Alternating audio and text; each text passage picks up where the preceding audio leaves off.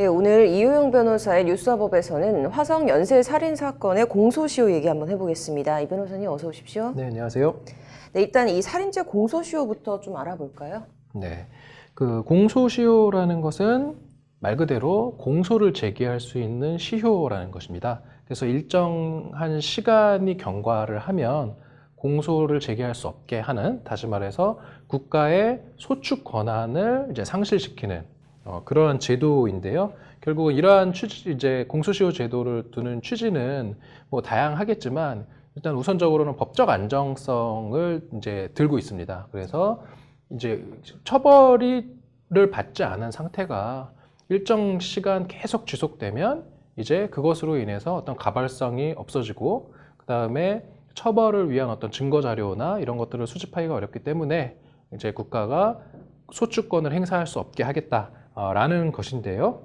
그래서 이런 어떤 이제 공소시효가 문제가 되는 게 최근에 화성 연쇄 살인 사건의 진범으로 의심되는 사람이 지금 이제 특정이 되었기 때문에 다시 한번 이 살인죄 공소시효 얘기가 나옵니다. 그래서 2007년까지는 살인죄의 공소시효가 이제 15년이었고요. 그래서 2007년 이전에 발생된 그런 사건에 대해서는 15년의 공소시효가 적용이 돼서 지금 이 화성 연쇄살인 사건 같은 경우는 1980년대에 있었던 사건이기 때문에 15년의 공소시효가 도과가 되어서 일단은 공소시효가 완성된 사건인 것이고요. 그런데 이런 살인죄에 대해서는 공소시효가 이제 2007년도에는 기존 15년에서 25년으로 한번 연장이 되었었고요. 그 다음에 2015년도에 다시 형사소송법이 개정되면서 살인죄의 경우에는 공소시효가 아예 폐지가 되었습니다. 네.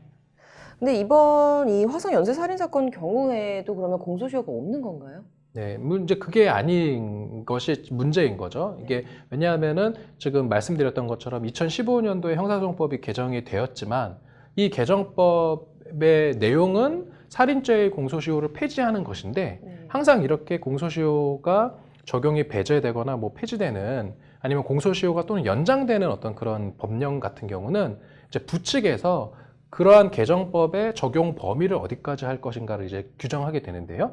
2015년에 이제 일명 태완이법이라고 하는 살인죄의 공소시효를 폐지하는 법 같은 경우는 부칙에서 그 살인죄의 공소시효 폐지하는 법의 적용을 어디까지로 한정을 했냐면 이 법 시행 이전에 공소시효가 완성된 사건에 대해서는 이 법을 적용하지 아니한다라고 규정을 해서 15년의 그 살인죄 공소시효 폐지법의 효력이 그 이전에 화성 연쇄살인 사건이라든지 이러한 어떤 그 공소시효가 이미 완성된 사건에 대해서는 공소시효가 폐지되지 않는 것으로 그렇게 지금 정리가 되어 있는 상황이어서 현행법에 따르면 이 화성 연쇄살인 사건 같은 경우는 지금 공소 제기를 할 수가 없는 상황인 것입니다. 네.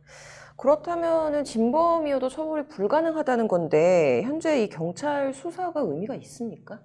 의미가 없다고 볼 수는 없는 게 물론 공소 제기를 할 수는 없지만 그럼에도 불구하고 이제 어제 경찰에서도 밝혔던 게 공소시효가 완성되었음에도 불구하고 소명의식을 가지고 진실을 밝히겠다라고 했는데 그거 자체는 의미가 있는 것 같아요. 진실을 밝힐 의무가 있는 것이고 국가기관이 특히 엄연히 그 연쇄살인으로 인한 피해자의 유가족들이 살아 있거든요.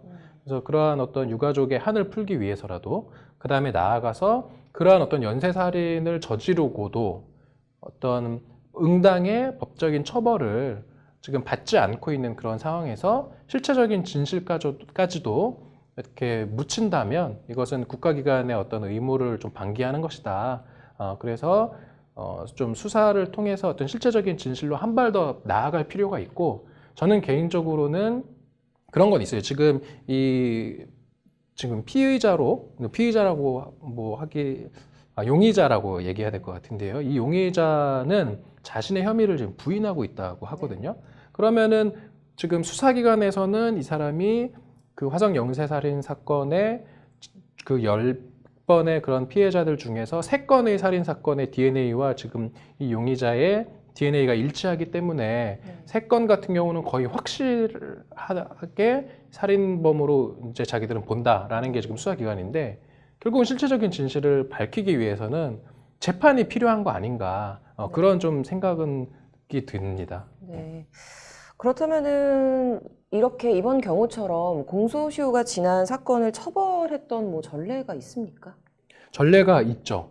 그 대표적으로 이제 전두환 노태우 씨 같은 경우가 대표적인 예인데요.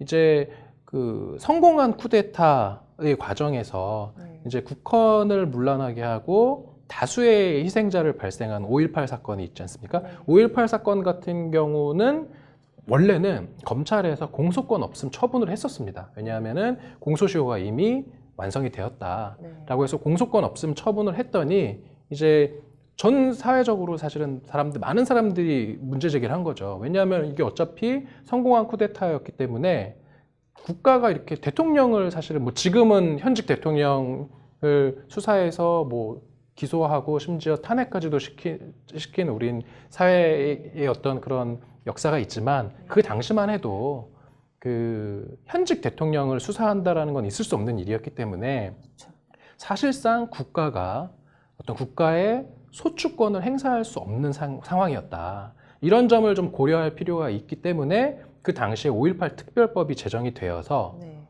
그들이 대통령으로 재직하고 있던 시절에는 공소시효가 정지되는 것으로 이제 규정을 해버렸습니다. 그래서 공소시효가 완성된 사건에 대해서도 처벌을 한 전례가 있다. 이런 점을 좀 말씀드리고 싶습니다. 아까도 잠깐 말씀하셨지만 이제 2차 조사에서도 여전히 지금 유력 용의자가 혐의를 부인하고 있다고 합니다. 그래서 계속 이렇게 나는 범인이 아니다라고 한다면 향후 이제 뭐 수사 방향은 어떻게 되는 겁니까? 뭐 이 사람은 인정 안 할 것 같아요. 왜냐하면은 지금 이렇게 끔찍한 어떤 살인 사건을 저지른 것이 사실은 맞는 것 같거든요. 왜냐하면 이렇게 DNA라는 증거 그리고 DNA 증거가 발견이 된 것이 피해 여성의 속옷에서 발견이 되었기 때문에 피해를 당한 피해자에 대해서 그러한 살인 행위를 저질렀다라는 점은 만약에 재판을 받는다면은 부인할 수 없는 사실로 인정될 가능성이 매우 높다라는 점. 그럼에도 불구하고 이 사람은 인정을 안 하거든요. 그렇다라고 한다면은 계속 그 객관적인 증거를 가지고 수사를 좀 진행을 해서 현행 공소시효에도 불구하고 수사가 진행되어야 된다. 이렇게 볼 수 있을 것 같습니다. 그렇다면 지금 공소시효 얘기를 계속 했는데요. 이제 공소시효와 이번 사건 관련해서 변호사님께서 개인적으로 좀 어떤 입장이신지? 저는 형사소송법을 개정해야 된다라고 생각을 합니다. 그래서 기왕에 2015년도에 살인죄의 공소시효가 폐지가 되었음에도 불구하고 그 이전에 공소시효가 완성된 사건들은 여전히 공소를 제기할 수 없게 두는 게 과연 온당한 일인가.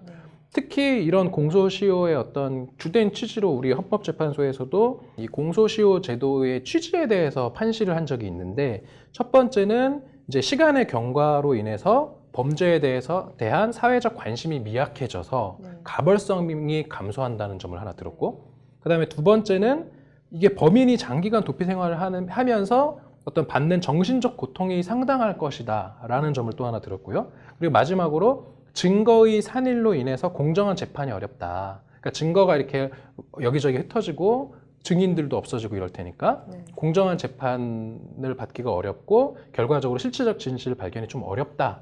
어떤 이러한 세 가지를 들어서 공소시효 제도의 어떤 정당성을 이제 이야기를 하는데 이게 과연 타당한 것인가? 첫 번째를 보면 이게 공소시효 이제 시간이 경과해서 범죄에 대한 사회적 관심이 미약해져서 가벌성이 감소한다고 보기 어렵지 않습니까? 예를 들어서 이 화성 연쇄살인 사건 같은 경우도 지금 30년이 흘렀지만 여전히 사회적 관심이 있고 그다음에 시간의 경과로 인해서 가벌성이 약해진다라는 거는 이렇게 강력 사건 피해자가 여러 명인 그런 연쇄살인 사건에서 가벌성이 시간이 지난다고 약해지는지 의문이고요. 그다음에 두 번째로 범인이 장기간 도피 생활을 하면서 정신적 고통이 상당할 것이다라고 이야기하는 건데 이거는 일반인 기준으로야 그렇겠지만 이런 연쇄살인범이 과연 장기간 도피 생활을 하면서 정신적 고통을 받을 것인지 의문입니다. 솔직히 장기간 도피 생활을 하면서 오히려 자신을 단죄하지 못하는 사회를 냉소하고 그러지는 않을지 싶고요. 또 마지막으로 증거의 산일로 인해서 공정한 재판이 어렵다라는 것도 지금은 워낙 수사기법이 발달을 해서 특히 이런 화성 연쇄살인 사건처럼 DNA가 보존이 완벽하게 되고 완벽하게 보존된 DNA로 인해서 대조가 충분히 가능하기 때문에 이러한 그 공정한 재판이나 어떤 정확한 실체적 진실 발견이 어렵다라는 것도 이제는 통할 수 없는 이야기인 것 같습니다. 네. 그래서 이런 피해자가 여러 명인 이런 연쇄살인 사건 같은 경우는 공소시효가 살인죄의 공소시효 폐지에 소급표를 아예 이미 완성된 사건에 대해서도 네. 적용을 하는 그러한 국회 차원의 입법이 필요하다. 저는 이렇게 생각을 합니다. 네. 좀 어떻게든 진범이 저질렀던 끔찍한 범죄만큼이나 이제 그에 상응하는 처벌을 좀 받았으면 하는 바람이네요. 오늘 잘 들었습니다.